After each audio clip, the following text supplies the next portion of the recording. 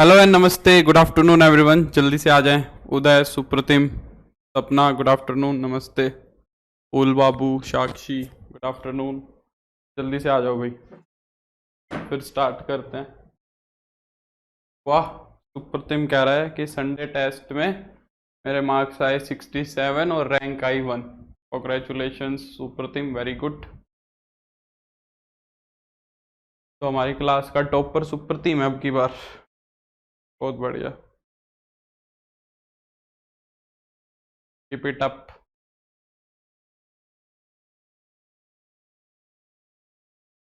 आ जाओ जल्दी से, फिर शुरू करते हैं।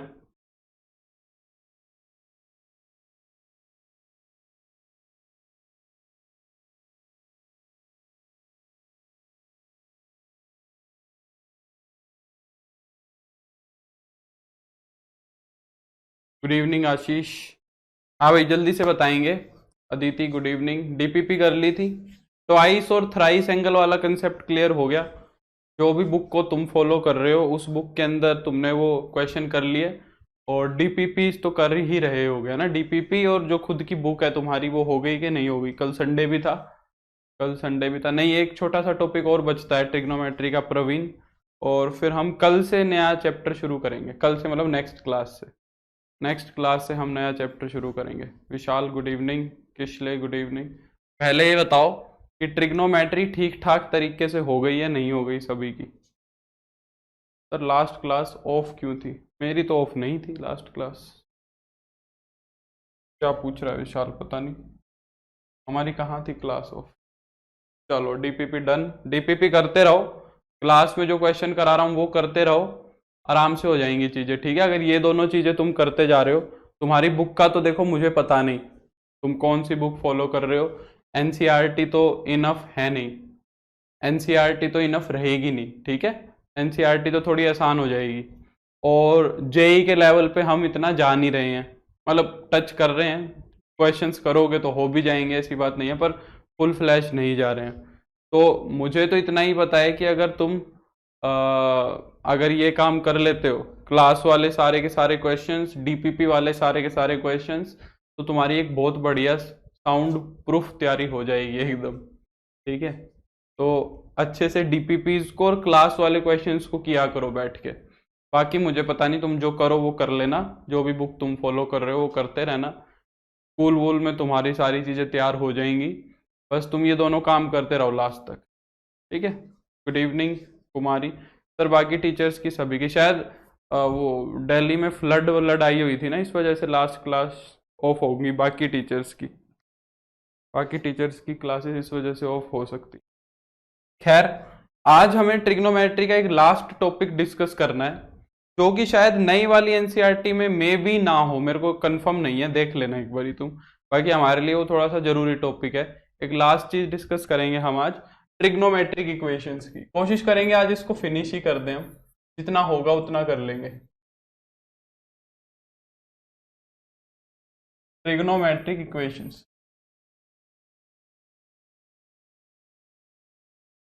ठीक है? आज हम ट्रिग्नोमेट्रिक इक्वेशंस को डिस्कस करेंगे।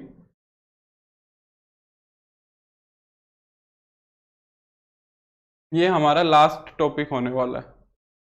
ओल्ड एनसीईआरटी है तो उसके अंदर तो पक्का होगी ही, हो गई ये टॉपिक, ठीक है? ट्रिग्नोमेट्रिक इक्वेशंस देखो क्या होती है, बड़ी आसान सी बात है।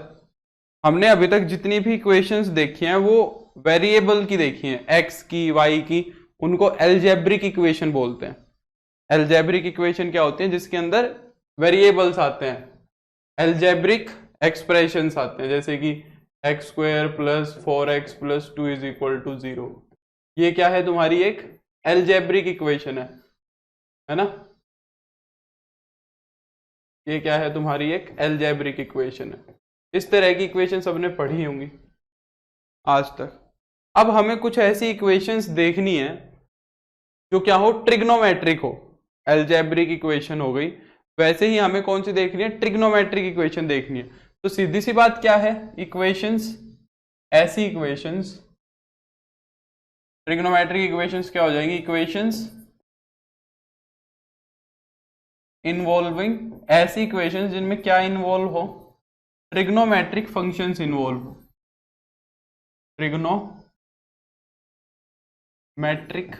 फंक्शंस, ऐसी इक्वेशंस जिनके अंदर क्या हो, ट्रिग्नोमेट्रिक फंक्शंस क्या हो, इन्वॉल्व हो, ऐसी इक्वेशंस को हम क्या बोलते हैं, ट्रिग्नोमेट्रिक इक्वेशंस बोलते हैं। ठीक है, जैसे कि मान लो मैंने कह दिया कि 3 sin स्क्वायर एक्स प्लस का 2 sin x minus 1 is equal to 0। अब जैसे कि वो एक इक्वेशन x वेरिएबल के अंदर थी, ये इक्वेशन किसके अंदर थी, x वेरिएबल के अंदर थी। सिमिलरली जो ये वाली इक्वेशन तुम देख पा रहे हो,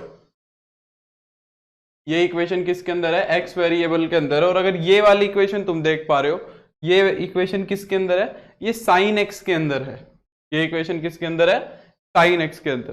तो ये इक्वेशन कैसी हो गई, ट्रिग्नोमेट्रिक इक्वेशन हो गई। हम इन इक्वेशंस को सोल्व करना चाह रहे हैं। ठीक है, इक्वेशंस को सोल्व करने का मतलब क्या होता है, इक्वेशंस को सोल्व करने का मतलब ये होता है कि इक्वेशन के अंदर जो वेरिएबल होता है उसकी वैल्यू फाइंड आउट करनी होती है, ऐसी वैल्यू जो उस इक्वेशन को सेटिस्फाई करती है। जैसे यहां पे इस इक्वेशन को सोल्व करने का मतलब क्या है कि हम x की ऐसी वैल्यू निकालेंगे जो इस इक्वेशन को क्या करेगी, सेटिस्फाई करेगी। तो सेम चीज हम यहां भी करना चाहते हैं, ऐसी sin x की वैल्यू ढूंढना चाहते हैं, क्योंकि यहाँ पे जो ये हमारी इक्वेशन है ये किसके अंदर है, ये sin x के अंदर है। ये किसके अंदर है, sin x के अंदर क्वाड्रेटिक इक्वेशन है ये। तो इस इक्वेशन को हम क्या बोलेंगे, ये ट्रिग्नोमेट्रिक इक्वेशन, और जो इसका सॉल्यूशन होगा उसमें sin x की वैल्यू निकलेगी। समझ आ रही है बात सेम है।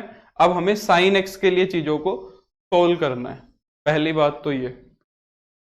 अब जरूरी नहीं है कि इक्वेशन सिर्फ ट्रिग्नोमेट्रिक ही होती है, लॉगरिथमिक इक्वेशन भी होती है, एक्सपोनेंशियल इक्वेशन भी होती है, इनवर्स तो अभी तुमने पढ़ा नहीं है। अलग अलग तरीके की इक्वेशंस होती है, हमें ट्रिग्नोमेट्रिक इक्वेशंस पढ़नी है बस। ठीक है, क्योंकि ट्रिग्नोमेट्रिक फंक्शन देख रहे हैं। जैसे कि मान लो मैंने एक इक्वेशन लिख दी, log x का square minus 1 is equal to 0। अब ये इक्वेशन किसके अंदर है, ये इक्वेशन log के अंदर है।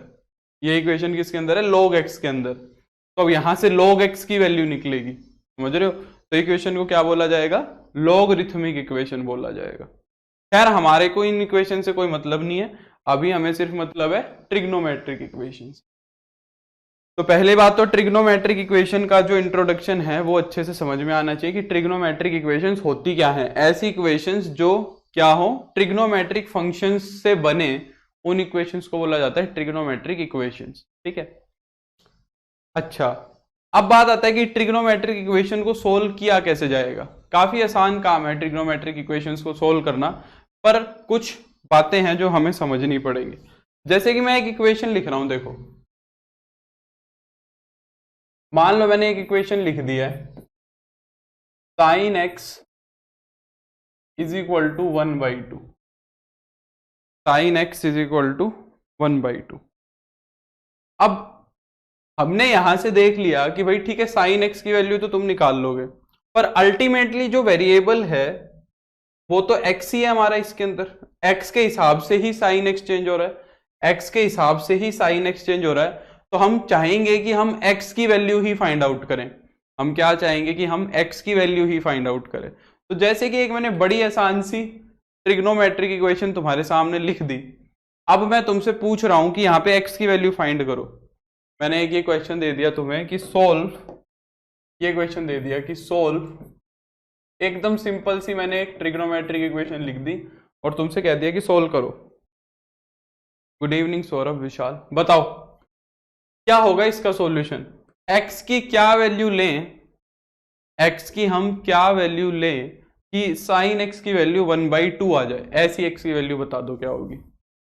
बिल्कुल विशाल, एक चीज तुम देख पा रहे हो कि यहाँ पे x कितना हो जाएगा तुम्हारा, π/6 रेडियन हो जाएगा, 30 डिग्री हो जाएगा। हम किस में बात करेंगे, रेडियन में बात करेंगे, डिग्री में बात नहीं करनी है। यहाँ पे समझने के लिए कर लो डिग्री में बात, पर हमें बात करनी है रेडियंस के अंदर, क्योंकि हम एक ऐसा रियल नंबर ढूंढना चाह रहे हैं।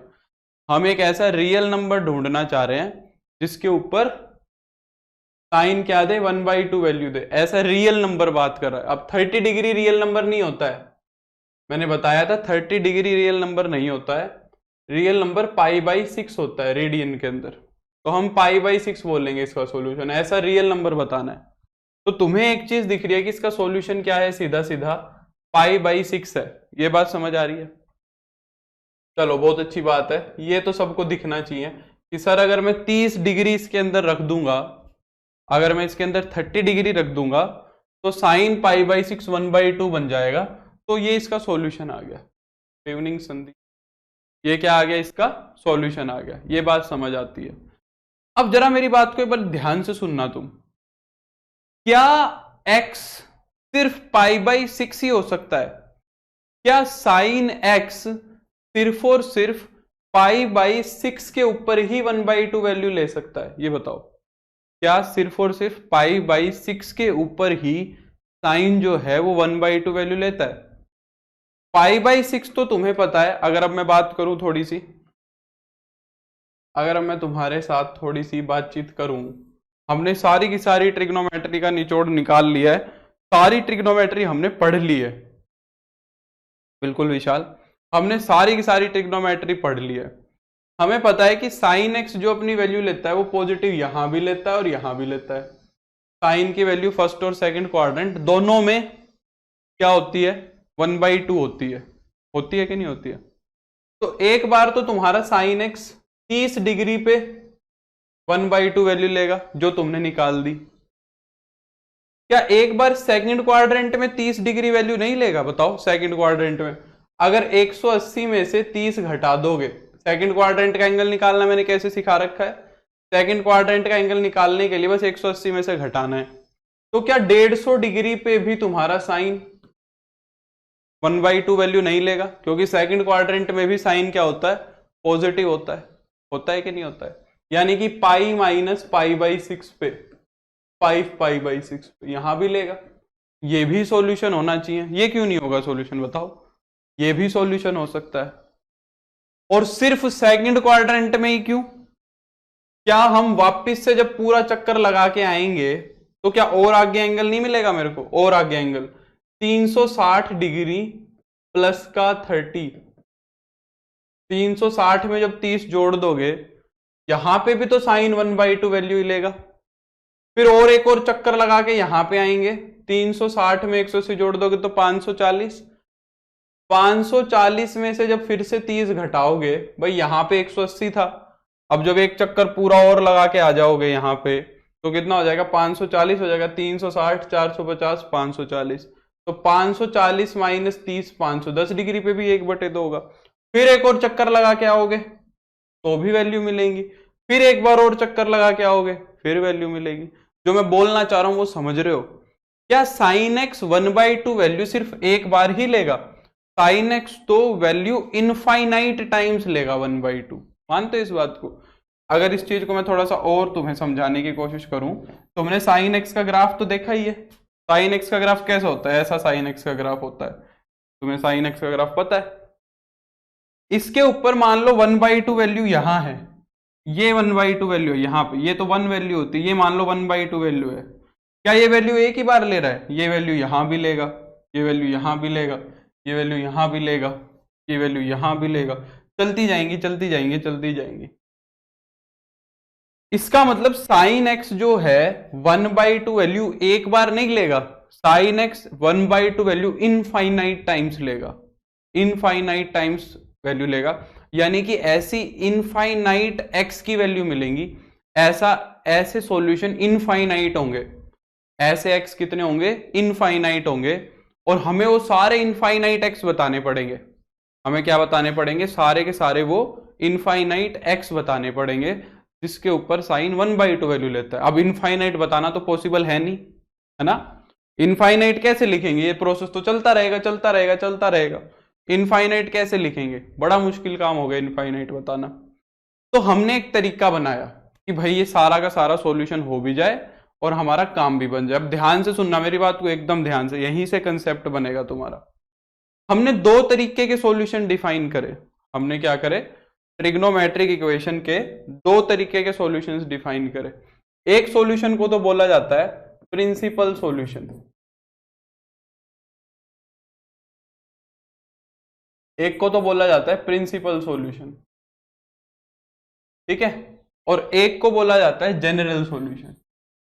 दो तरीके के तुम्हारे सॉल्यूशन होते हैं एक ट्रिग्नोमेट्रिक इक्वेशन के, प्रिंसिपल सॉल्यूशन और जनरल सॉल्यूशन। प्रिंसिपल सॉल्यूशन का और जनरल सॉल्यूशन का क्या मतलब है? प्रिंसिपल के अंदर कौन सा प्रिंसिपल आता है? स्कूल वाला आता है कि वैसे वाला आता है? हाँ, स्कूल वाला ही आता है। प्रिंसिपल सॉल्यूशन और जनरल सॉल्यूशन, ये हमें दो तरीके के सॉल्यूशन लिखने। प्रिंसिपल सॉल्यूशन के अंदर तो वो सिर्फ इतना कहता है, दो solutions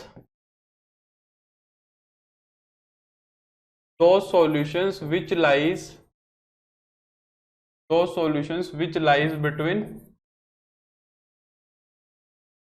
those solutions which lies between 0 to 2 पाई। ऐसा सॉल्यूशन लिखना है जो 0 से 360 के बीच में, बस हमें यहां पे ऐसा सॉल्यूशन लिखना है जो 0 से 360 डिग्री के बीच में हो। ऐसे सॉल्यूशन को प्रिंसिपल सॉल्यूशन बोला जाता है। और जनरल सॉल्यूशन के मतलब ये क्या बोलता है कि all possible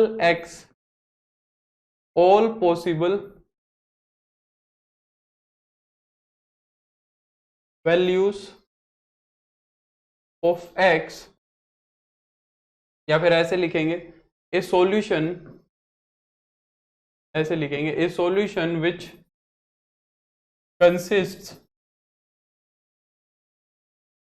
of all possible values of x। यहां पे हमें सारी x की पॉसिबल वैल्यूज लेनी है, all possible values of x which satisfies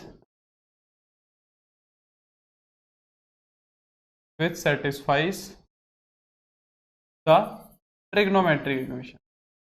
यहां पे हमें सारी की सारी ये जो इनफाइनाइट वैल्यूज हैं, ये सारी की सारी हमें क्या लेनी है? एक सॉल्यूशन के अंदर लेनी है। यानी कि अगर ये ट्रिग्नोमेट्रिक इक्वेशन है और इस ट्रिग्नोमेट्रिक इक्वेशन का मैं तुमसे एक तो क्या पूछूं? प्रिंसिपल सॉल्यूशन पूछूं। मैं क्या पूछूं? Principal solution. तो प्रिंसिपल सॉल्यूशन कौन सा होगा बताओ? अगर मैं तुमसे पूछूं प्रिंसिपल सॉल्यूशन कौन सा होगा, ये बताओ। तो प्रिंसिपल सॉल्यूशन कौन से होंगे? प्रिंसिपल सॉल्यूशंस कौन से होंगे तुम्हारे? एक प्रिंसिपल सॉल्यूशन तो होगा पाई बाई 6, एक प्रिंसिपल सॉल्यूशन तो होगा पाई बाई 6। साइन एक्स की वैल्यू तुम्हें क्या देखना है? यहां पे 0 डिग्री और यहां पे 360 डिग्री है, ये पूरा एक चक्कर घुमा देना है बस, है ना। अब साइन एक्स की वैल्यू तुम्हें क्या दिख रही है? 1/2 दिख रही है, ठीक है। तो तुम्हें क्या करना है? 1/2 देखना है पॉजिटिव कहां होता है। पॉजिटिव एक तो फर्स्ट में होता है और एक सेकंड में होता है, ये होता है फर्स्ट और सेकंड में। तो फर्स्ट क्वाड्रेंट का एंगल तो हो गया पाई बाई 6, और सेकंड क्वाड्रेंट का एंगल निकालने के लिए क्या करना है? सीधा सा क्या करना है? Pi minus pi by 6।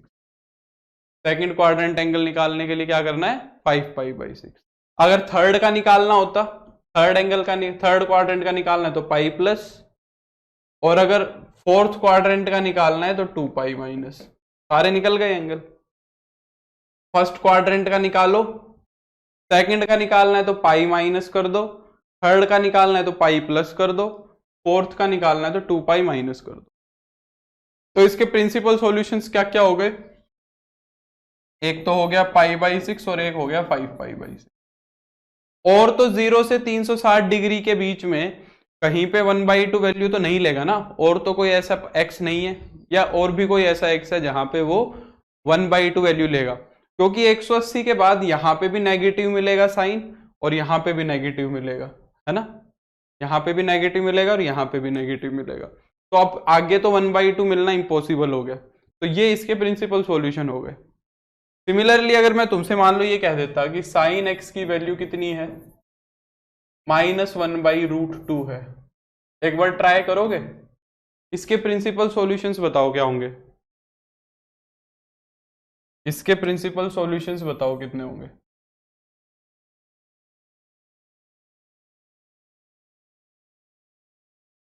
Sign x is equal to -1/√2। जल्दी से बताओ, मैं एक PDF डाउनलोड कर लेता हूँ क्वेश्चन प्रैक्टिस के लिए।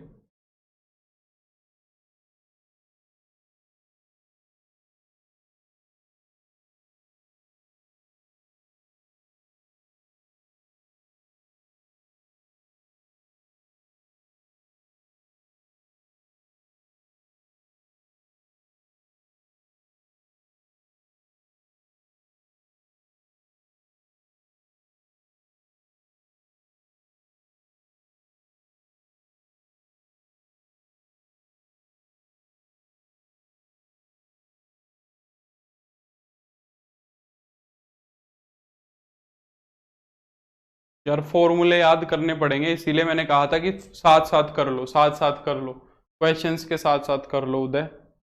अभी भी मैं यही कहूंगा कि क्वेश्चन करो, उनके साथ फॉर्मूले याद करो, अलग से बैठ के रट्टा मत मारो। अभी वो टाइम नहीं है कि अलग से बैठ के रट्टा मारना शुरू कर दो। अभी क्वेश्चंस करो, उनके अंदर फॉर्मूले अप्लाई करो, तभी याद होंगे। अलग से रट्टा मारने का टाइम तो बहुत बाद में आएगा। अब तुम्हें क्या देखना है, साइन एक्स की जो वैल्यू है -1/√2 कहां कहां होती है, -1/√2 कहां कहां होती है। तो साइन एक्स नेगेटिव कहां होगा बताओ। साइन एक्स नेगेटिव एक तो यहां होगा और एक नेगेटिव यहां होगा, तो एक तो यहां की वैल्यू निकालनी और एक यहां की। फर्स्ट क्वाड्रेंट की पता होनी चाहिए। फर्स्ट क्वाड्रेंट में साइन 1/√2 वैल्यू कहां लेगा, साइन की वैल्यू 1/√2 कहां आएगी, π/4 पे आएगी, 45 डिग्री पे आएगी। इतना पता होना चाहिए, बस इतना पता होना चाहिए कि 1/√2 पे लेगा, बस इतना पता होना चाहिए। आगे की जिम्मेवारी मेरी बताने की।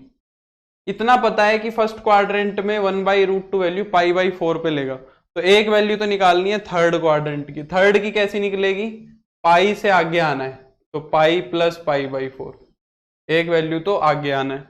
और एक कैसे निकलेगी, फोर्थ क्वाड्रेंट में। फोर्थ क्वाड्रेंट में कैसे आना है, 2π माइनस π/4 से, 2π माइनस π/4 से। वेलकम आशीष, वेलकम। तो पाई प्लस π/4 कितना हो गया, प्रिंसिपल सॉल्यूशन। पाई प्लस π/4 तो हो गया 5π/4 और एक हो गया तुम्हारा 7π/4। समझे मेरी बात को या नहीं समझे बताओ। जैसे कि एक बार यहां पे आओ, एक दो में क्वेश्चन अभी इसको निपटाते हैं, साइड में करते हैं। जैसे कि सेकंड वाला क्वेश्चन करो, ये बात समझ में आ गई सभी क्यों, इसमें कोई समस्या है तो जल्दी से पूछो। इस क्वेश्चन में किसी को कोई समस्या, एकदम आसान है, कुछ भी नहीं करना है। ये प्रिंसिपल सॉल्यूशन हो गया। अभी जनरल सॉल्यूशन पे चलेंगे, मेन चीज जनरल सॉल्यूशन ही है, प्रिंसिपल सॉल्यूशन नहीं करना है हमें, हमें जनरल सॉल्यूशन ही करना है। बाकी ये भी समझ में आना बहुत जरूरी है, ठीक है। बाकी थोड़ा वो करना है। हाँ अभी आशीष एकदम बीच में कम समझ में आएगा, कल से नया चैप्टर शुरू होगा, कल से पढ़ना, ठीक है। आज तो रेस्ट मारो आशीष, नेक्स्ट क्लास से नया चैप्टर शुरू होगा, परसों से, तब आएगा बढ़िया तरीके समझ में। यहां पे आओ, दूसरे वाला ये तो कर लोगे, ये तो सिंपल सा, इसके अंदर कुछ नहीं है। साइन एक्स की वैल्यू √3/2 है। यहां आओ, कोस एक्स की वैल्यू -√3/2 है। सेकंड वाला पार्ट देखो, कोस एक्स की वैल्यू कितनी दी हुई है, माइनस का √3/2। प्रिंसिपल सॉल्यूशंस निकालने हैं,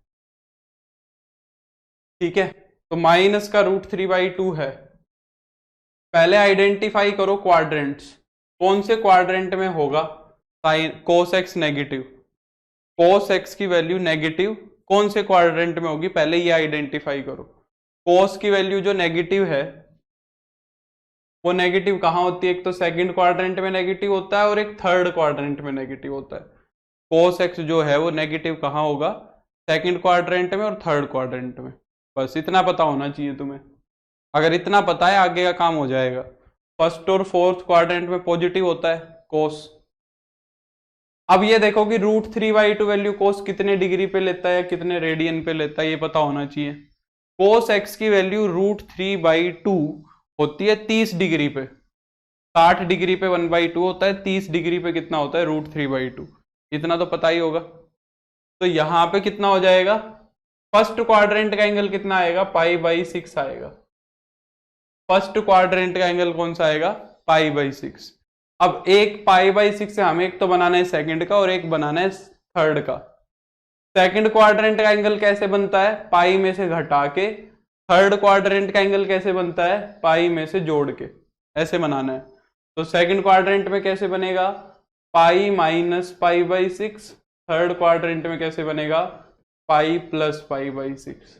ये दो एंगल्स हो जाएंगे प्रिंसिपल सॉल्यूशन के। तो पाई माइनस π/6 हो जाएगा 5π/6 और ये हो जाएगा 7π/6। ये प्रिंसिपल सॉल्यूशन हो गया। बिल्कुल सुप्रतिम, साक्षी, वेरी गुड। समझ में आया? मेरे ख्याल से बहुत आसान है, बहुत ज्यादा इजी है।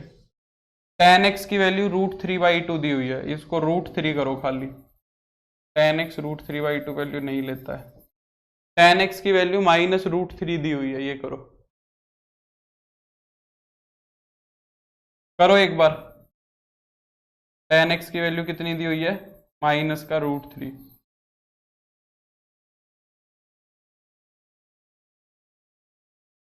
थर्ड पार्ट करो।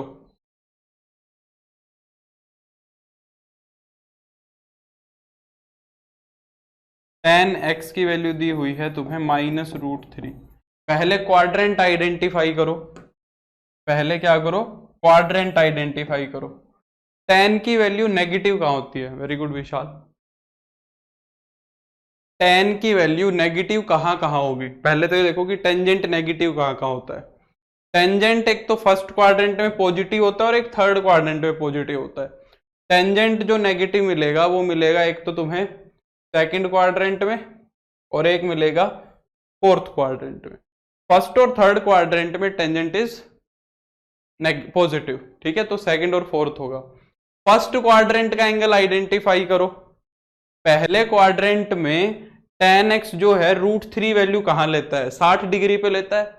टेंजेंट की वैल्यू √3 कहां आती है? 60 डिग्री पे। 60 का मतलब हो गया π/3, तो यहां पे हम लिख देंगे π/3। अब हमें निकालना है एक तो सेकंड का और एक फोर्थ का। ये रफ काम है, ये मत बना के दिखाना अपनी कॉपी में, ठीक है? ये रफ काम है, तुम्हें समझाने के लिए कर रहा हूं। तुम्हें तो बस यहां से सीधी वैल्यू लिखनी है। ये रफ काम है, सिर्फ तुम्हें समझाने के लिए। तो सेकंड क्वाड्रेंट की वैल्यू कैसे निकलेगी? पाई में से घटा के। और फोर्थ क्वाड्रेंट की वैल्यू कैसे निकलेगी? फोर्थ क्वाड्रेंट की वैल्यू निकलेगी 2π में से घटा के। पाई में से घटा के और 2π में से घटा के। तो पाई में से घटा दोगे तो कितना बन जाएगा? 2π/3। और 2π में से घटा दोगे तो 5π/3। ठीक है, ये प्रिंसिपल सॉल्यूशन इसके हो गए। That's it. प्रिंसिपल सॉल्यूशन निकाल लेंगे, बताओ हाँ या ना?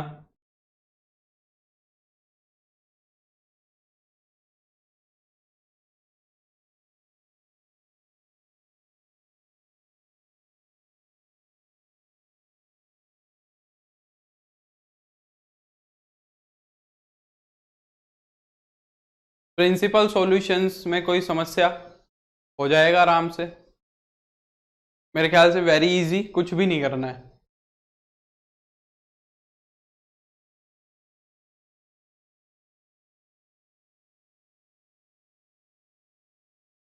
अब आती है बात जनरल सॉल्यूशन की। मेन चीज जो है वो जनरल सॉल्यूशन ही है। ये तो कुछ भी नहीं था, ये तो बस एक छोटा सा इंट्रोडक्शन था सॉल्यूशन पे। अब हमें जनरल सॉल्यूशन लिखना है। हमें एक ऐसा सॉल्यूशन लिखना है जिसके अंदर इस दुनिया के सारे वो एंगल आ जाएं। हमें क्या लिखना है? हमें जनरल सॉल्यूशन लिखना है, यानी कि हमें एक ऐसी एक्स की वैल्यू लिखनी है जिसके अंदर इस दुनिया के सारे वो एक्स आ जाएं जो इस इक्वेशन को सेटिस्फाई करते हैं। इस दुनिया के सारे वो एक्स आ जाएं जो इस इक्वेशन को क्या करते हैं? सेटिस्फाई, यानी इनफाइनाइट के इनफाइनाइट सॉल्यूशन आने चाहिए। अब देखो, हमें एक क्या बनाना होता है? हमें एक एक्सप्रेशन बनाना होता है। पहले मेरी बात समझना तुम। साइन एक्स जो है 1/2 वैल्यू जो लेगा, साइन एक्स जो 1/2 वैल्यू लेगा वो कहां कहां लेगा? एक तो लेगा फर्स्ट क्वाड्रेंट में और एक लेगा सेकंड क्वाड्रेंट में। ये बात तो मानते हो? फर्स्ट क्वाड्रेंट की जो वैल्यू निकलेगी वो कैसे निकलेगी? यहां वाले की वैल्यू 0 में, 2π में, 4π में, 6π में, 8π में। यहां पे तो यही सारे एंगल है, इनमें ऐड करके इनमें π/6 जोड़ते जाओ, ये सारे एंगल्स आते चले जाएंगे। क्योंकि बार बार जब चक्कर लगाते जाओगे, तो पहले 0 आएगा, फिर 360 आएगा, है ना, फिर कौन आएगा? 720 आएगा, है ना, फिर 1080 आएगा, उनमें जोड़ते जाएंगे। और यहां वाले जो एंगल्स हैं यहां पे क्या हो रहा है, 180 में से, ठीक है, पाई में से, 3 पाई में से, 5 पाई में से, 7 पाई में से, इनमें से घटा के, इनमें से सब्ट्रैक्ट अगर कर दोगे तो ये एंगल बन रहे। पहली बात तो मेरे को जल्दी से ये सारे कमेंट करके बताएंगे, ये जो मैंने बात लिखी ये समझ आती है कि नहीं आती है, जल्दी से बताएंगे मेरे को ये बात समझ आनी बहुत जरूरी है। अगर ये बात समझ में आती है तो बात बन जाएगी हमारी, हाँ या ना, जल्दी बताओ। मैं कह रहा हूं अगर फर्स्ट यहां वाले एंगल्स के पास मुझे आना है, यहां वाले एंगल्स के पास मुझे आना है, तो इन सारे एंगल्स में π/6 जोड़ के आना पड़ेगा। और अगर इन सारे एंगल्स के इन एंगल्स के पास मेरे को आना है तो इन सारे एंगल्स में से π/6 घटा के आना पड़ेगा। ये बात समझ में आनी बहुत जरूरी है।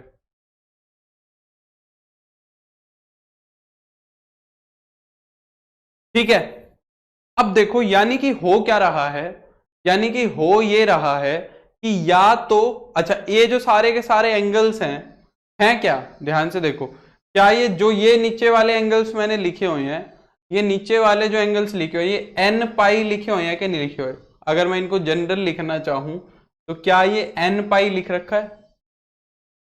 n पाई यानी कि n की वैल्यू 0 रखोगे तो 0, n की वैल्यू 1 लिखोगे तो पाई, n की वैल्यू 2 लिखोगे तो 2 पाई, n की वैल्यू 3 लिखोगे तो 3 पाई, 4 लिखोगे तो 4 पाई, 5 लिखोगे तो 5 पाई।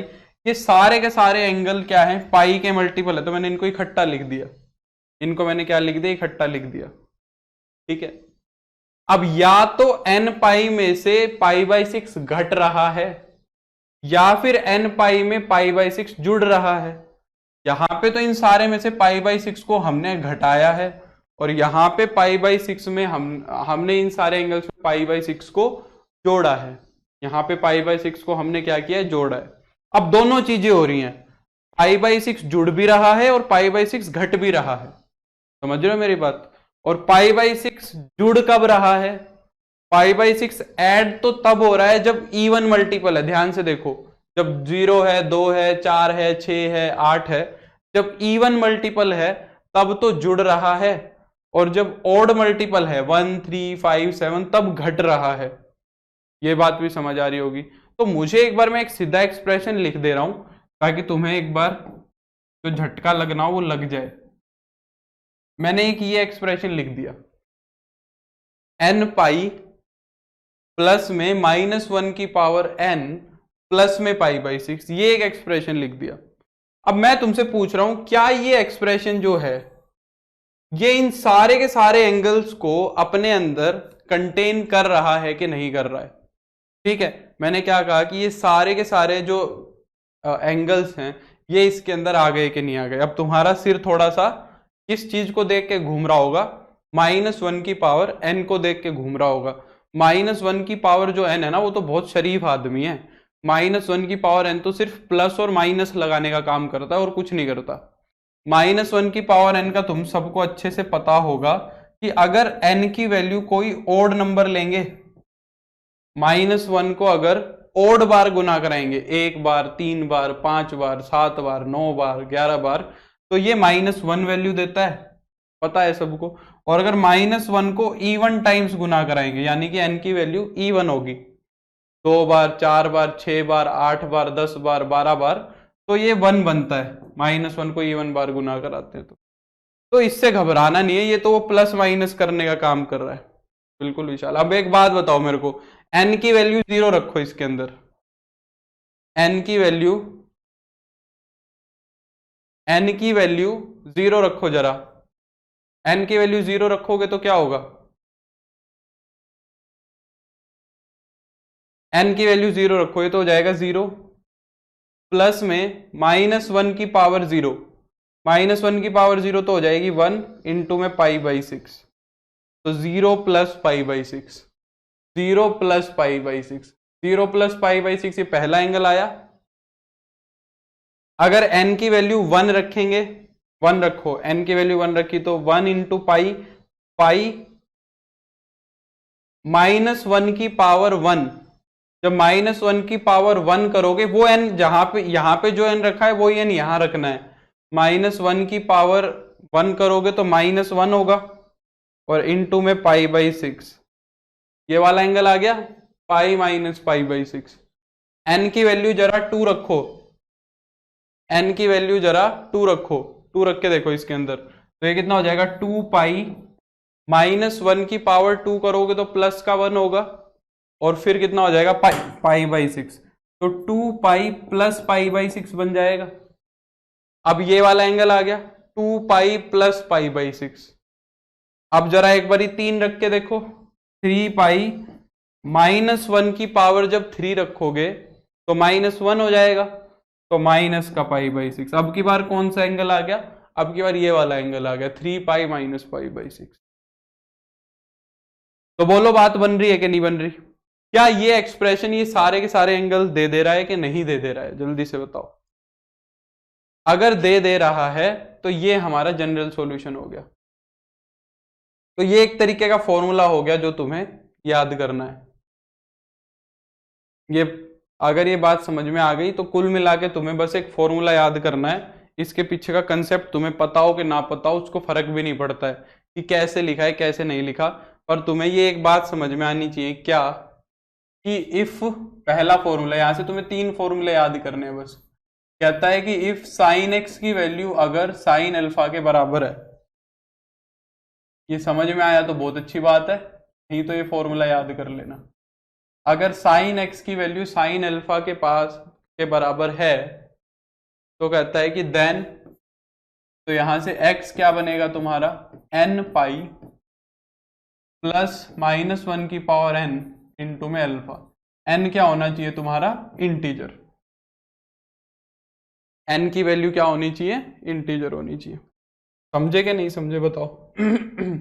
n की वैल्यू क्या होनी चाहिए तुम्हारी इंटीजर होनी चाहिए। अगर साइन एक्स की वैल्यू साइन अल्फा के बराबर है तो x की वैल्यू क्या होगी nπ प्लस में -1 की पावर n इंटू में अल्फा। बस तुम्हें कुछ ही नहीं करना, क्या करना है बस अल्फा की वैल्यू उठा के इस फॉर्मूले में रख देनी है। जैसे कि मान लो मैंने तुमसे पूछ लिया अब एक क्वेश्चन कि भाई साइन एक्स की वैल्यू मान लो मैंने क्या कह दी 1/√2 है, ये क्वेश्चन कह दिया, मैंने इसका जनरल सॉल्यूशन पूछा है तुमसे, इसका जनरल सॉल्यूशन बताओ क्या होगा। तो तुम्हें पता होना चाहिए 1/√2 जो साइन है वो कहां लेता है वैल्यू, तो साइन एक्स किसके बराबर हो जाएगा साइन π/4 के, है ना। अल्फा की वैल्यू यहां से एक्स की वैल्यू कितनी हो जाएगी π/4। अब ये अल्फा आ गया तुम्हारे पास, ये क्या आ गया ये वाला अल्फा आ गया, इसको उठाओ और इस फॉर्मूले में रख दो, तो एक्स कितना आ जाएगा तुम्हारा nπ प्लस -1 की पावर n इंटू में π/4, n बिलोंग्स टू इंटीजर। वो क्वाड्रेंट वाड्रेंट सब एडजस्टेड है, अपने आप एडजस्ट है, जहां पे उसको प्लस चाहिए वहां प्लस आ रहा है, जहां उसको माइनस चाहिए वहां माइनस आ रहा है, सारे एंगल अपने आप एडजस्टेड है इस फॉर्मूले के अंदर। तुम्हें कोई सरदर्द लगाने की जरूरत नहीं है कि कोई कहां गया कोई कहां नहीं गया, बस ये सीधा सॉल्यूशन आ गया, बात इतनी है। बिल्कुल सुप्रतिम एकदम सही है, समझ आ रही है मेरी बात?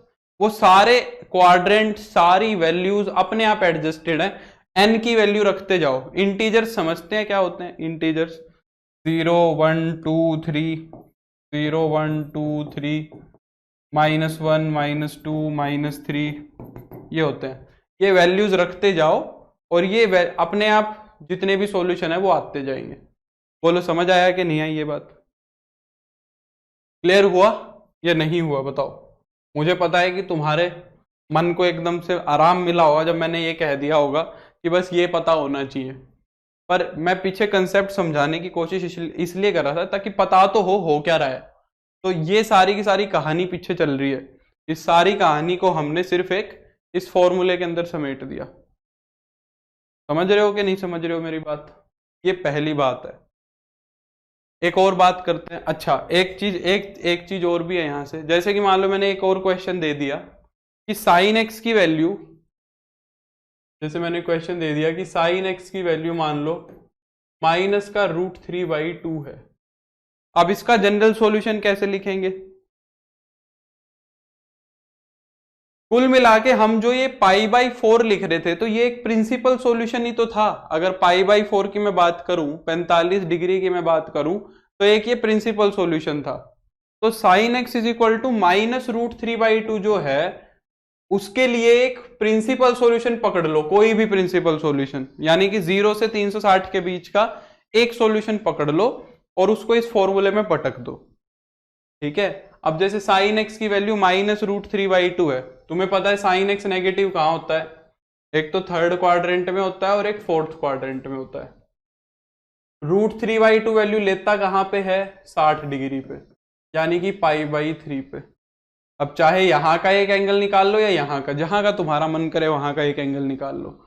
यहां का एंगल कैसे निकलेगा, पाई प्लस पाई/3 करके निकलेगा। तो फिर मैं इसको क्या लिख दूंगा, 4π/3। तो बस एक एंगल मैंने यहां का निकाल लिया, ये 4π/3 आ गया। ये क्या आ गया, 4π/3 आ गया। तो साइन एक्स की वैल्यू कितनी हो गई, 4π/3। Sine x is equal to sine 4π/3। यहां पे क्या करो, फॉर्मूले में पुट करो, तो n पाई प्लस में -1 की पावर n इंटू में 4π/3, n बिलोंग्स टू इंटीजर। ये इसका सॉल्यूशन होगा। मेरे को उम्मीद है अब ये एक बात क्लियर हो गई होगी सभी को। हुई कि नहीं हुई, जल्दी बताओ, जल्दी बोलो। अरे समझ भी आ रहा है कि ऊपर से जा रहा है, सभी को समझ आ रही है बातें। जिसने ट्रिग्नोमेट्री मेरी पीछे से फॉलो करी है उसको तो ये एकदम हलवा लग रहा होगा। अब जिसने ढंग से फॉलो ही नहीं करी है पीछे की क्लासेस, तो फिर उसके लिए थोड़ी हो सकता है दिक्कतें आ रही हूं, जहां तक मेरे को लग रहा है।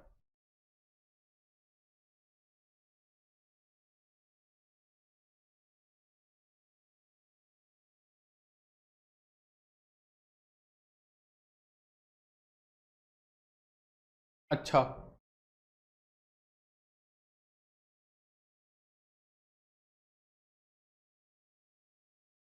मान लो अब मैं तुम्हें कह रहा हूं कि cos x की वैल्यू है 1/2। ये एक क्वेश्चन दिया है, इसका जनरल सॉल्यूशन मान रहा है। ठीक है विशाल, cos x की वैल्यू 1/2 है, इसका जनरल सॉल्यूशन लिखना है। cos x की वैल्यू क्या है, 1/2, इसका जनरल सॉल्यूशन लिखना है। अब cos x की वैल्यू 1/2 कहां मिलती है,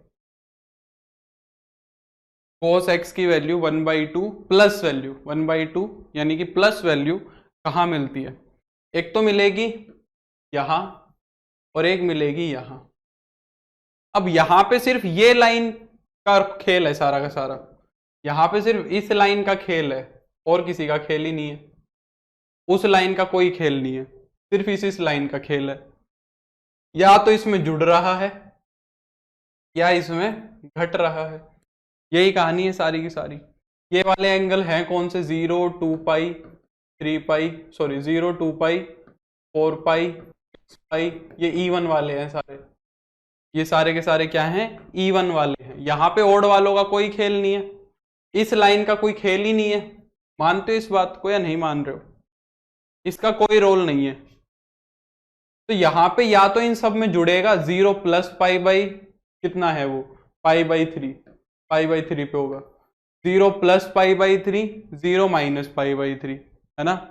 0 2π प्लस पाई/3, 2π माइनस पाई/3। अब यहां पे सीधी सीधी सी बात क्या हो रही है, या तो इसमें जुड़ रहा है या इसमें घट रहा है। तो क्या मैं सीधा देखो n पाई अगर मैं लिख दूंगा, अगर मैं n पाई लिख दूंगा तो n पाई के अंदर तो इवन भी आ गए और ओड भी आ गए।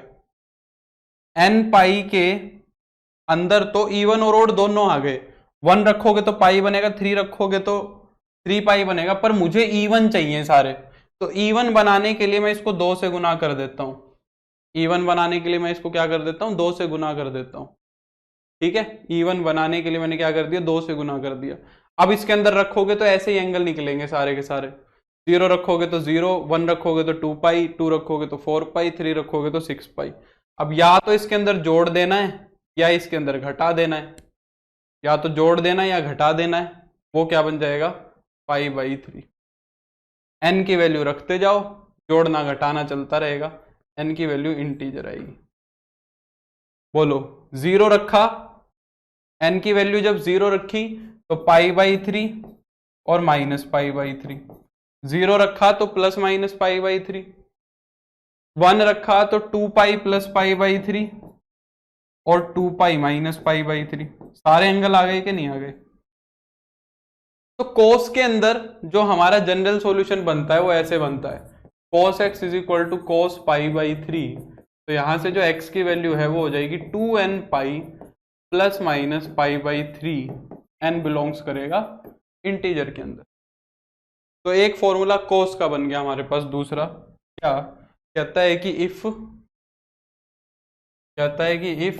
cos x = cos alpha, then जो x होगा वो तुम्हारा क्या होगा, 2nπ ± alpha, n belongs to integer. ये हमारा कोस का जनरल सॉल्यूशन हो गया। तुम्हें ये फॉर्मूला पता होना चाहिए, बस तुम्हें सिर्फ ये फॉर्मूला पता होना चाहिए। कहां से आया ये मैंने तुम्हें समझा दिया है। ठीक ठीक है कि नहीं ठीक है, बताओ।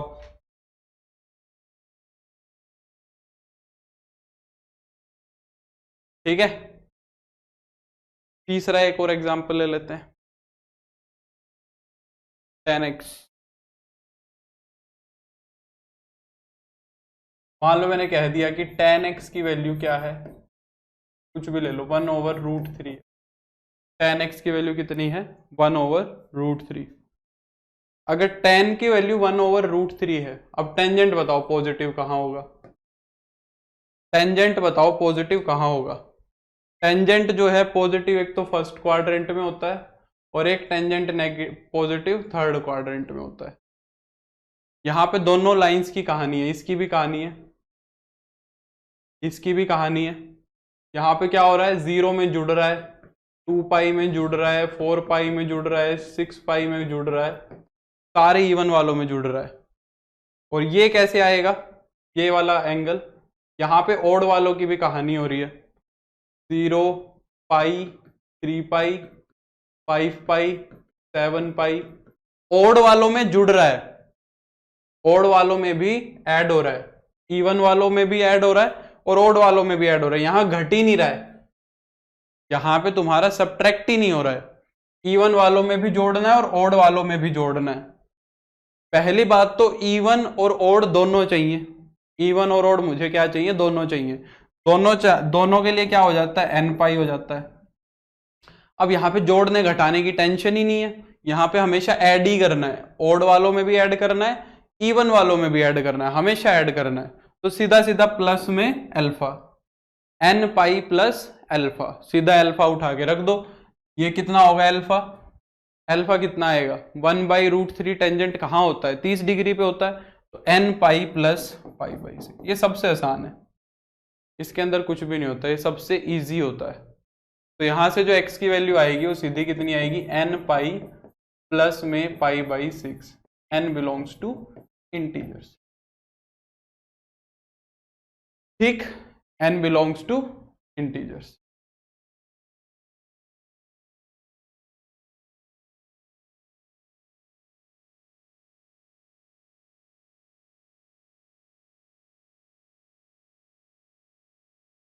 क्लियर। तो थर्ड वाला क्या हो गया, if tan x = tan alpha, अगर tan x की वैल्यू tan अल्फा के बराबर है, देन x क्या होगा तुम्हारा, nπ plus alpha, that's it. n belong करेगा इंटीजर से। ये 3 फॉर्मूले तुम्हें याद होने चाहिए बस। बोलो, ये तीनों बातें समझ में आ गई अच्छे से। फिर अब मैं क्वेश्चंस कराता हूं, क्वेश्चंस करेंगे तो हमें और अच्छे से चीजें क्लियर हो जाएंगी। बोलो हाँ या ना, करें कुछ क्वेश्चंस, जल्दी बताओ, बोलो।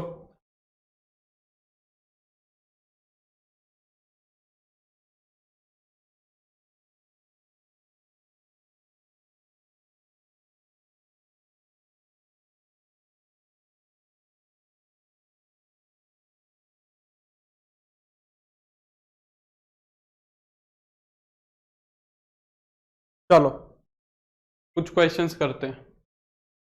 फॉर्मूले नोट कर लो, क्योंकि हम फॉर्मूला बार बार यूज करेंगे, हर क्वेश्चन में फॉर्मूला यूज होगा, तो फॉर्मूला नोट कर लेना या एक बार लिख लेना।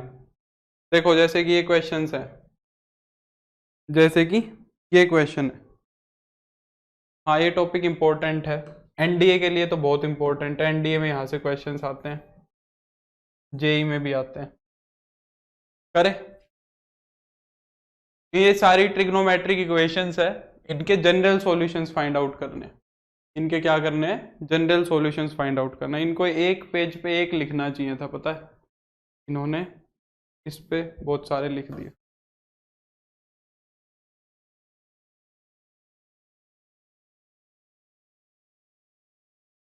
चलो हाँ ये अच्छा हो जाएगा, इतना कर लेते हैं ताकि साइड में मैं इनका सॉल्यूशन करता रहूं। दिख रहे हैं ना तुम्हें, दिख तो रहा ही होगा। पहले वाला क्या है, sine x is equal to 1/2। जल्दी जल्दी से करते हैं, निपटा देता हूं सबको। साइन एक्स की वैल्यू 1/2 है, यानी कि 1/2 कहाँ होगी, साइन एक्स की वैल्यू 1/2 कितने पे होगी, फर्स्ट क्वाड्रेंट में तुम्हें पता है पाई/6 पे होगी बस। तो x कितना हो जाएगा तुम्हारा, n पाई प्लस -1 की पावर n इंटू पाई/6। ये जरूर लिखना n कहाँ पे जा रहा है, n इंटीजर से आ रहा है। ठीक है, बस हो गया, हो गया, बस इतना सा ही काम है। ठीक है, दूसरा बिल्कुल फूल बाबू एकदम सही है। सेकंड वाला देखो क्या करा है, सेकंड के अंदर दिया हुआ है 2 cosecant x is equal to √3 cosecant x is equal to 2। हमें मतलब ही नहीं है कोसिकेंट से, हमें तो मतलब साइन कोस और टेन से है, हम उसी में बात करेंगे, हम किसी और में बात ही नहीं करेंगे। तो यहां से हम किसकी वैल्यू निकालेंगे, साइन एक्स की। यहां से साइन एक्स की वैल्यू आएगी √3/2। ठीक है, यहां से साइन एक्स की वैल्यू कितनी आएगी, √3/2। साइन कोसिकेंट एक्स की वैल्यू आएगी 2/√3। √3 को डिवाइड कराओगे तो कोसिकेंट एक्स आएगा 2/√3, उल्टा कर दोगे तो √3/2 हो जाएगा। ठीक है, और ये √3/2 कहाँ होता है, पाई/3 पे होता है। कितने पे होता है, पाई/3 पे। तो यहां से x कितना हो जाएगा, सिंपल सा n पाई प्लस में -1 की पावर m इंटू पाई/3, n बिलोंग्स टू, बस। समझे या नहीं समझे। तीसरा, कोस एक्स की वैल्यू 1/2 है, ये तो सबसे रद्दी सवाल है। कोस एक्स की वैल्यू 1/2 यानी कि cos x is equal to cos पाई/3, 60 डिग्री, √3/2 सॉरी, √3/2 है, 1/2 नहीं है, तो पाई/6 पे होगी। कोस एक्स की वैल्यू कितनी है, √3/2। √3/2 कहाँ होगा, पाई/6 पे, 30 डिग्री पे। और कोस के लिए फॉर्मूला क्या है, कोस के लिए फॉर्मूला है 2n पाई प्लस माइनस पाई/6, दैट्स इट। वो फॉर्मूला याद होना चाहिए, बस उसके अंदर अल्फा पटकना है, कुल मिला के तुम्हें अल्फा निकालना है बस। प्रिंसिपल सॉल्यूशन निकालना आना चाहिए, मैंने यही कहा ना, प्रिंसिपल सॉल्यूशन इंपॉर्टेंट है। अगर प्रिंसिपल सॉल्यूशन निकालना आ गया, वो जो हमने शुरू में निकाला था, फिर वहां से वो अल्फा ही तो होता है। कोई भी प्रिंसिपल सॉल्यूशन एक पकड़ लो, उसको फॉर्मूले में रख दो, बस अल्फा निकालना और कुछ नहीं करना। Fourth, secant 3x। अब देखो यहाँ पे सीकेंट 3x है, इसको ध्यान से देखना। सीकेंट 3x की वैल्यू कितनी है, -2/√3 है, इसको ध्यान से करेंगे। पहले तो क्या आएगा, सीकेंट 3x की जगह कोस 3x, हमें तो कोस में बात करनी है। कोस 3x कितना होगा, -√3/2। अब जल्दी से मेरे को सारे बच्चे कमेंट करके बताएंगे पहले ये कि कोस जो है वो -√3/2 वैल्यू कहां लेगा। शाबाश, इतने क्वेश्चंस करा दिए, मुझे एक ऐसी प्रिंसिपल वैल्यू दो जिसके ऊपर जो कोस है वो -√3/2 वैल्यू लेगा। पहले तो ये करके बताओ मेरे को।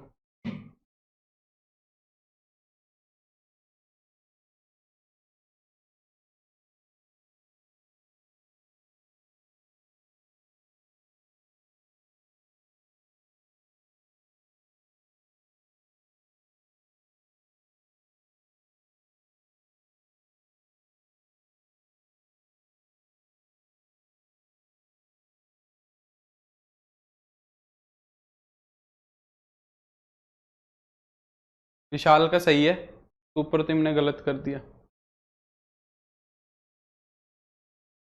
वेरी गुड फूल बाबू, वेरी गुड वेरी गुड। कोस की वैल्यू नेगेटिव कहां होगी? कोस की वैल्यू नेगेटिव होगी सेकंड क्वाड्रेंट में और थर्ड क्वाड्रेंट में। कितने तो सवाल करा दिए यार, अभी भी गलत कर रहे हो।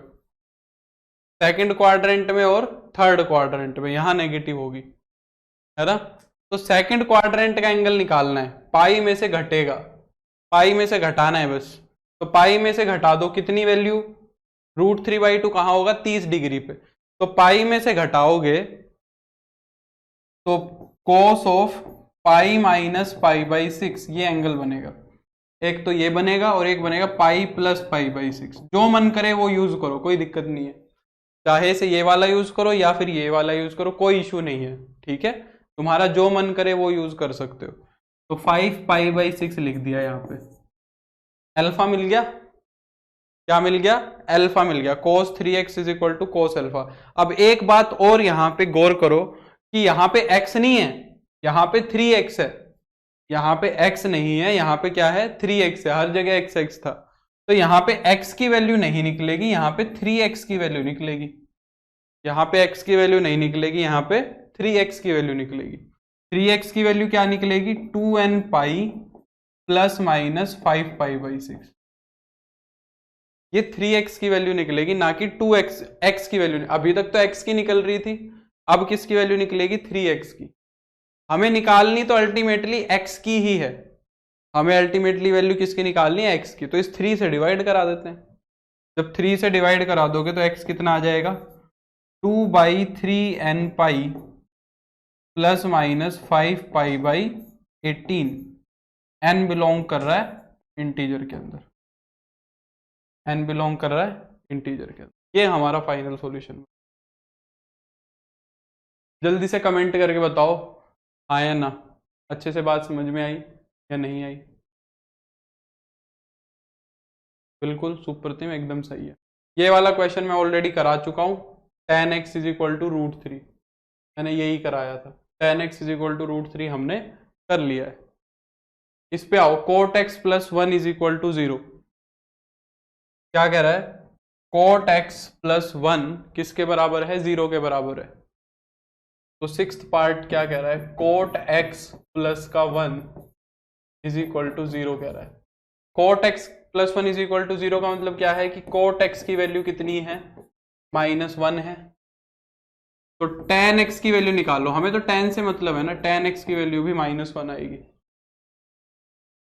tan x की वैल्यू कितनी आएगी? -1। जल्दी से बताओ मेरे को एक ऐसा प्रिंसिपल ब्रांच का एंगल, जल्दी से मुझे बताएंगे ऐसा प्रिंसिपल ब्रांच का एंगल जहां पे टेंजेंट -1 होगा। अब गलती मत करना, बताओ अच्छे से करो। कौन सा वो एंगल आएगा जिसपे tan x -1 होगा? जल्दी बताओ, शाबाश।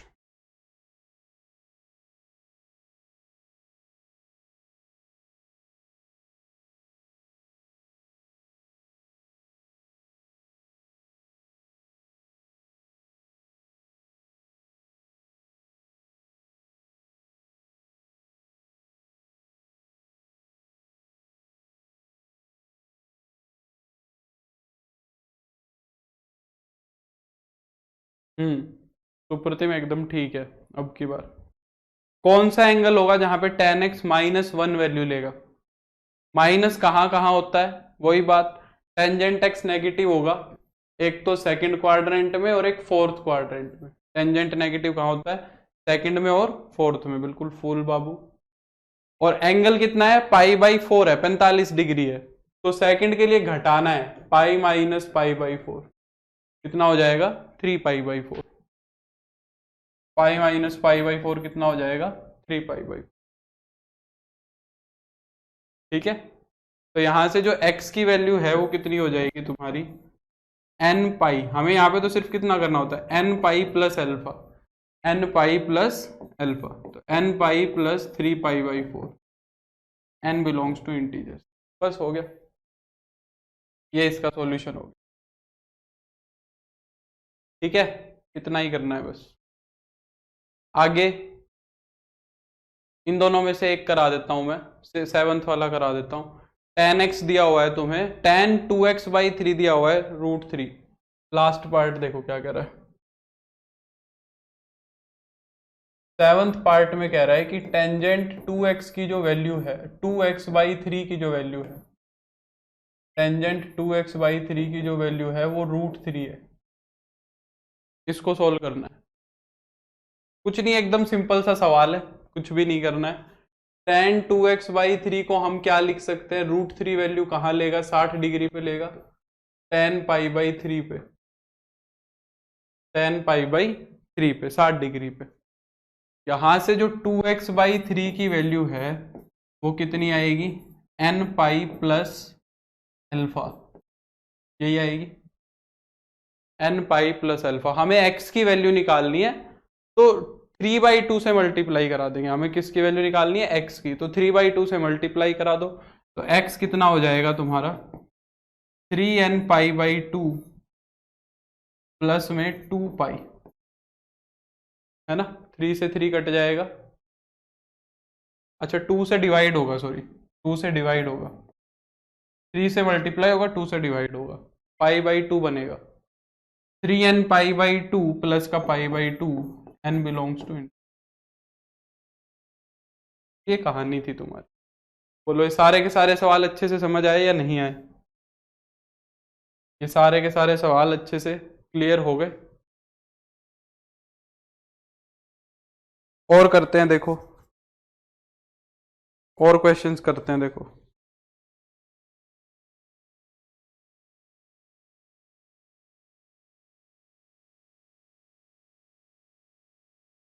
जैसे कि ये क्वेश्चंस हैं, देखो ध्यान से।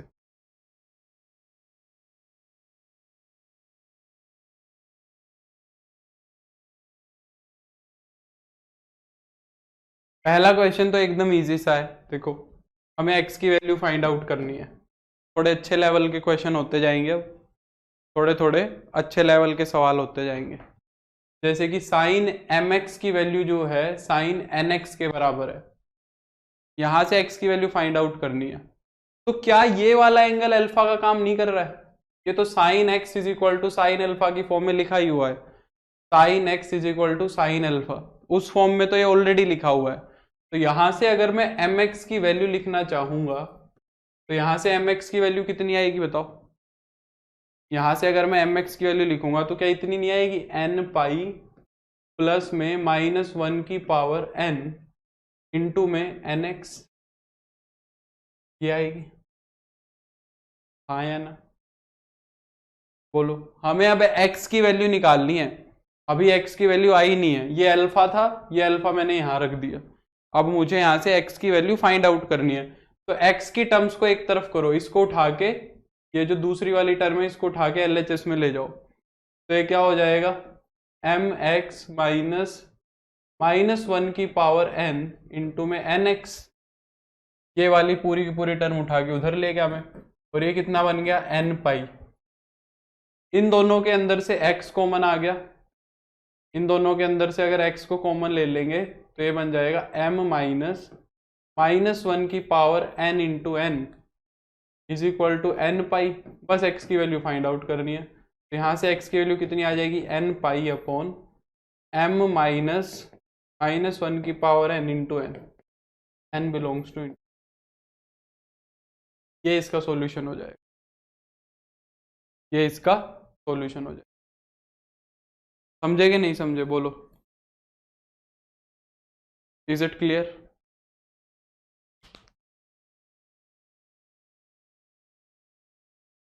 समझ गए। दूसरा क्वेश्चन देखो जरा, अगर मैं सेकंड पार्ट देखूं, टेंजेंट mx जो है, nx जो है वो कोट mx के बराबर दिया हुआ है। अब अगर मैं इस कोट को भी tan में कन्वर्ट कर लूं तो मेरी बात बन गई। फिर अगर मैं इस कोट x को भी tan x के अंदर कन्वर्ट कर लूं तो फिर से ये ऐसा ही बन जाएगा, tan x = tan अल्फा। अब कोट को tan में कैसे कन्वर्ट किया जा सकता है, कोट थीटा क्या होगा तुम्हारा, क्या कोट थीटा tan 90 - थीटा नहीं होगा, क्या कोट थीटा को टेंजेंट 90 माइनस थीटा नहीं लिख सकता मैं? अगर मैं कोट mx को टेंजेंट 90 माइनस mx लिख दूं तो बोलो कोई समस्या है? क्योंकि टेंजेंट 90 माइनस थीटा कितना होगा? टेंजेंट 90 माइनस थीटा होगा कोट थीटा, है ना? तो tan x is equal to tan alpha है। tan x किसके इक्वल है? tan अल्फा के इक्वल है।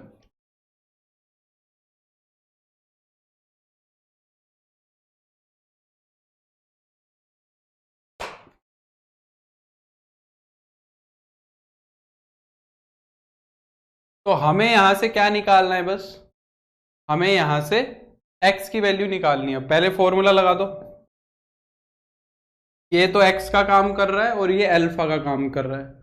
tan के अंदर क्या फॉर्मूला लगता है? x is equal to N pi plus का अल्फा, बस एन पाई प्लस अल्फा, तो pi by 2 minus m x. Alpha की जगह हमने क्या रख दिया? Pi by 2 minus m x रख दिया, सीधा सीधा। अब m को एक तरफ कर दो, ये माइनस एम एक्स उठा के इधर आ गया, माइनस एम एक्स उठा के इधर आ जाएगा, तो m x plus n x कितना हो जाएगा? N pi plus pi by 2 हो जाएगा।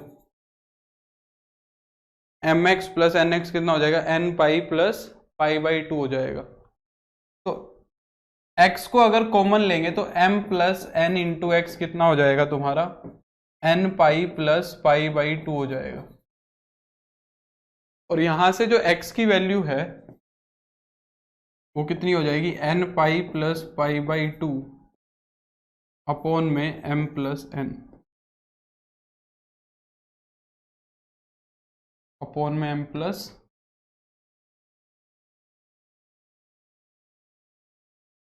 ये यहां से क्या आ जाएगी तुम्हारी? तुम्हारा सॉल्यूशन आ जाएगा। ठीक है।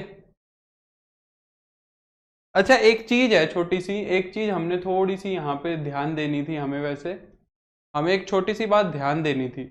ये वाला जो n है और जो हमने फॉर्मूले वाला n लगाया है, ये दोनों सेम हो गए। इनको ना अलग अलग करो भाई। जैसे इसने भी यहाँ पे एक n खुद से दिया है और एक n हमने ये फॉर्मूले वाला लगा दिया। इनको ना अलग अलग कर दो ताकि कंफ्यूजन ना क्रिएट हो। तो जैसे मैं यहाँ पे ना ये n पाई वाले को p पाई लिख रहा हूं ताकि कंफ्यूजन ना क्रिएट हो कि हमारे वाला फॉर्मूले वाला n कौन सा है और जो उसने दिया है वो कौन सा है। तो ये -1 की पावर p हो जाएगा और n की जगह आ जाएगा p। ठीक है। पिछले सवाल में भी और इसके जगह भी p लिख लो, तो p बिलोंग्स टू इंटीजर, ताकि ये सेम ना लगे, क्योंकि कंफ्यूजन हो जाएगी ऐसे। तो ये हो गया p,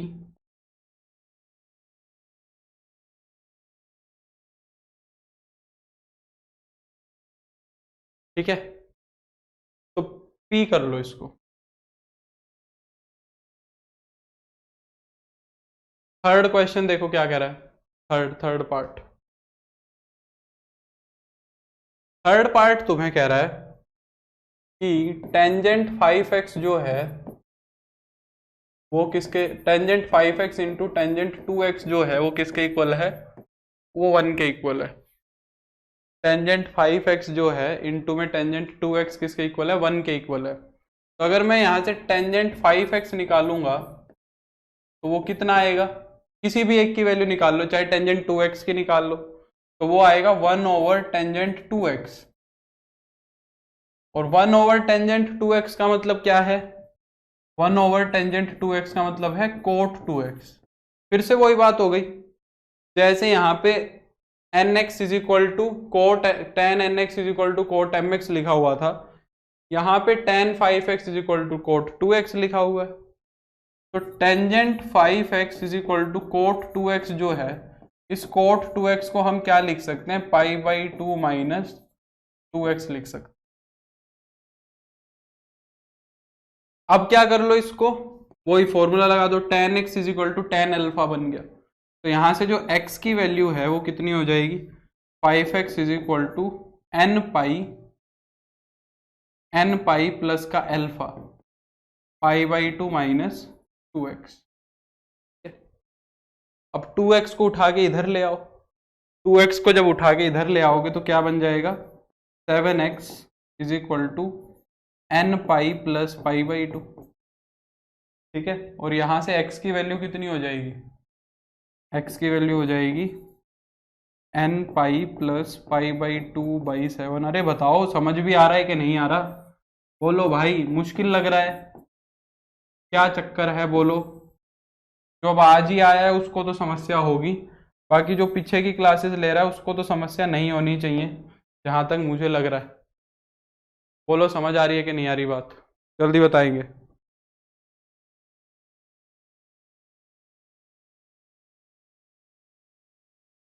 बताओ, सुप्रतिम कह रहा है समझ आ रहा है।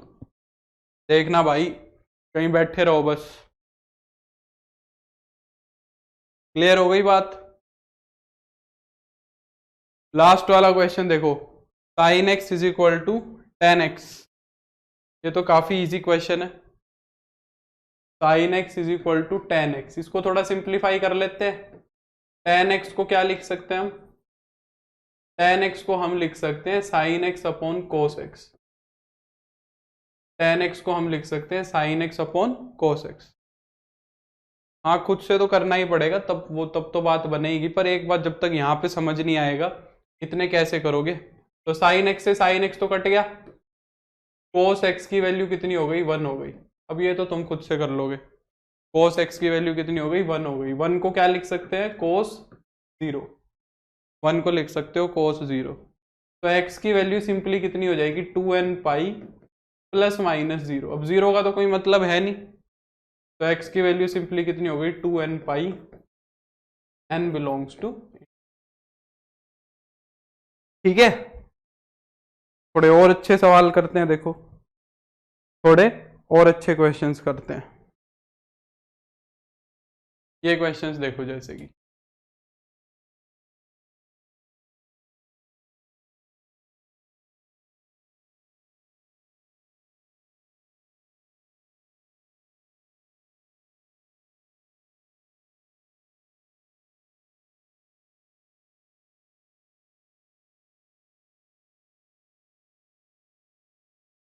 देखो,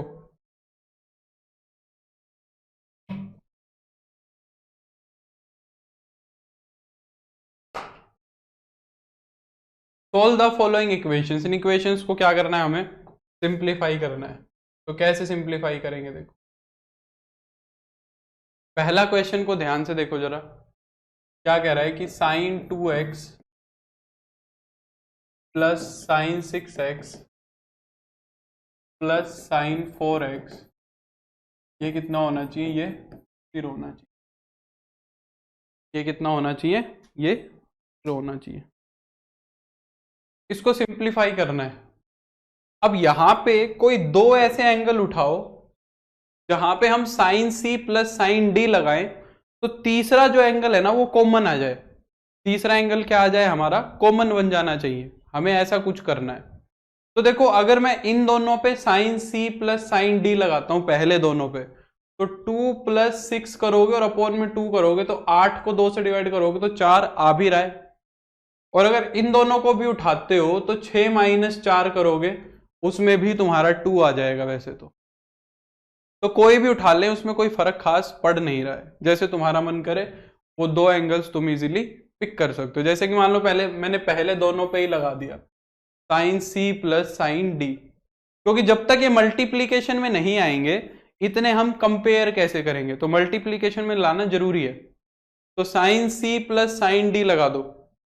sign C plus sine D लगाओगे तो क्या बनेगा, 2 sine C plus D by 2।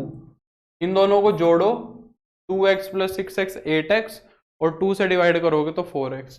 2 sine C plus D by 2 into में cos C minus D by 2। जब दोनों को घटाओगे तो 2x माइनस 6x कितना हो जाएगा, माइनस का 4x। माइनस का 4x बाई 2 करोगे तो माइनस का 2x बनेगा। कोस पे माइनस का कोई असर होता नहीं, तो माइनस को कोस खा जाएगा, और प्लस में साइन 4x है, प्लस में क्या है साइन 4x है, इज इक्वल टू 0 हो जाएगा। इस पूरे के अंदर से साइन 4x तुम्हारा कॉमन भी आ जाएगा, साइन 4x जो है वो तो हमारा कॉमन ही आ जाएगा। साइन 4x को कॉमन ले लो, जब साइन 4x को कॉमन ले लोगे तो ये क्या बन जाएगा 2 cos 2x प्लस का 1 इज इक्वल टू 0। अब क्या होगा, either sine 4x is equal to 0, या तो साइन 4x 0 के बराबर होगा, या फिर और 2 cos 2x प्लस का 1 इज इक्वल टू 0। यानी कि यहां से अगर मैं cos 2x की वैल्यू निकालूंगा तो -1/2 हो जाएगी। तो अब दो मेरे पास ट्रिग्नोमेट्रिक इक्वेशन बन गई, या तो ये होगी या ये होगी। कुछ x की वैल्यूज यहां से निकलेंगी, कुछ x की वैल्यूज यहां से निकलेंगी। Sign 4x is equal to 0 है, तो यहां पे मैं साइन 4x को क्या लिख सकता हूं, साइन 0 लिख सकता हूं। साइन 0 पे 0 वैल्यू देगा, ठीक है। अब यहां से जो 4x की वैल्यू है वो कितनी बनेगी, n पाई प्लस -1 की पावर n इंटू 0। अब 0 लिखो, कोई मत लिखो, कोई फर्क नहीं पड़ता, ये वाली टर्म तो खत्म हो जाएगी। यहां से x की वैल्यू आ गई n pi by 4, n belongs to integers, n pi by 4, n belongs to integer. Same यहां से cos 2x की वैल्यू किसके बराबर लिखी जाएगी, cos ऑफ -1/2 वैल्यू कहां आएगी बताओ, -1/2 आएगी सेकंड क्वाड्रेंट में, सेकंड क्वाड्रेंट में -1/2 आएगी। सेकंड क्वाड्रेंट में -1/2 कैसे लेगा, फर्स्ट में लेगा π/3, फर्स्ट में लेगा π/3, तो सेकंड में कैसे लेगा पाई माइनस π/3, सेकंड में कैसे लेगा पाई माइनस π/3, तो 2π/3। cos 2x किसके इक्वल आएगा, cos 2π/3 के इक्वल आएगा, ठीक है। तो 2x किसके इक्वल हो जाएगा तुम्हारा 2n पाई प्लस माइनस 2π/3। 2 से डिवाइड करा दो, जब 2 से डिवाइड करा दोगे तो कितना बन जाएगा, x is equal to n pi plus minus π/3, n belongs to, ये दोनों सॉल्यूशन हो जाएंगे। नहीं नीतीश, समझे, इस तरीके से करना है। और कोई क्वेश्चन पकड़ते हैं। अच्छा, सेकंड वाले में किस पे फॉर्मूला लगाओगे, समय खत्म होने वाला है, एक क्वेश्चन और होगा। सेकंड वाले के अंदर फर्स्ट और थर्ड पे लगाना, cos x और cos 3x पे लगाना।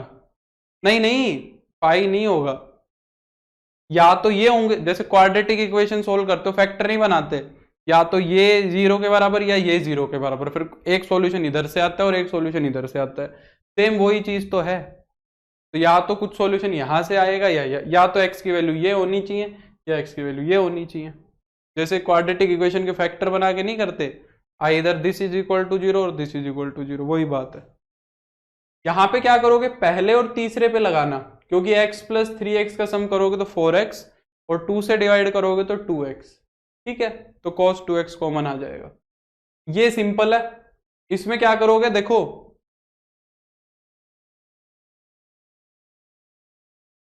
cos x इधर है और sin x इधर है, cos 2x plus sin 2x है, तो cos 2x को उठा के इधर ले आना, ताकि cos x माइनस का cos 2x बन जाए, और इज इक्वल टू में cos 2x sorry sin x को उठा के इधर ले आना, sin 2x माइनस का sin x बन जाए। अब LHS के अंदर तो लग जाएगा cos c minus cos d, RHS के अंदर लग जाएगा sin c minus sin d, वहां से सोल्व किया जा सकता है। फोर्थ वाला जो पार्ट है उसके अंदर cos c minus cos d बन जाएगा, और यहाँ पे cos c minus cos d बन जाएगा, कुछ चीजें कॉमन आ जाएंगी। जैसे मैं फोर्थ पार्ट करा देता हूं, देखो फोर्थ पार्ट देख लेते हैं एक बारी, ठीक है। फोर्थ पार्ट देखो क्या कह रहा है, सेकंड और थर्ड पार्ट तुम ट्राई करना।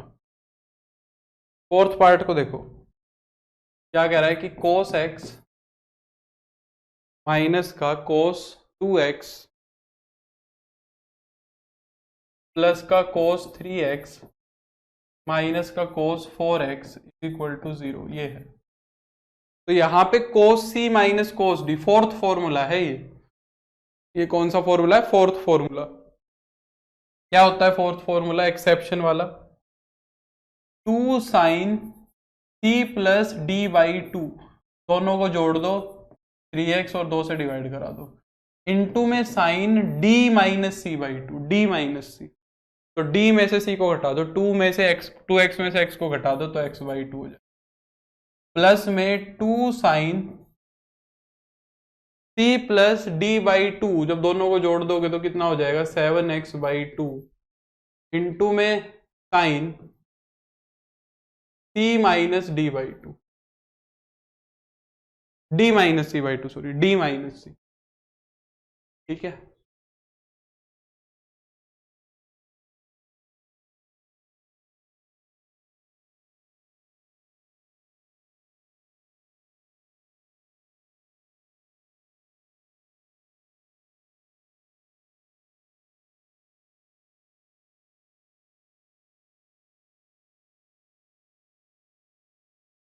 ठीक है, अब क्या करेंगे? इन दोनों में से ध्यान से देखो क्या कॉमन आ रहा है। 2 साइन एक्स बाई 2 तो कॉमन आ रहा है, अंदर क्या बन गया? साइन 3x बाई 2 प्लस में sine 7x by 2 is equal to 0। यहां पे एक बार फिर फॉर्मूला यूज कर देंगे sine C plus sine D का। यहां पे हम एक बार क्या कर देंगे? फिर से फॉर्मूला यूज कर देंगे sine C plus sine D का।